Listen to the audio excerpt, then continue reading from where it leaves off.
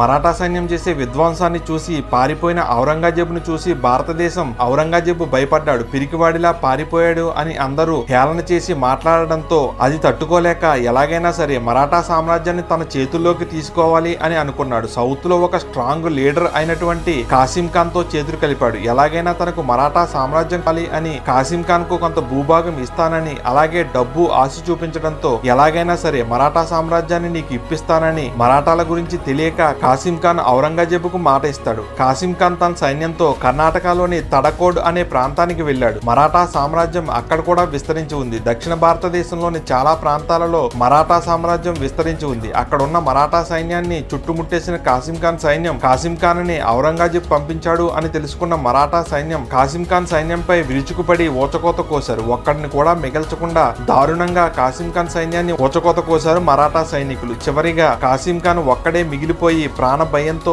ఆ ప్రాంతంలో ఉన్న దొడేరి కోటలోకి వెళ్లి తలదాచుకున్నాడు. కానీ తినడానికి తిండి లేదు. బతకడం ఎలా అని భయపడిపోతున్న తరుణంలో మరాఠా సైన్యం ఆ కోటను చుట్టుముట్టింది. ఎలాగైనా మరాఠా సైన్యం లోపలికి వచ్చి తనని చంపేస్తారు అని వాళ్ళ చేతుల్లో చావడం కన్నా నాకు నేనే నా ప్రాణాలు తీసుకుంటాను అని ఉరివేసుకుని చనిపోయాడు.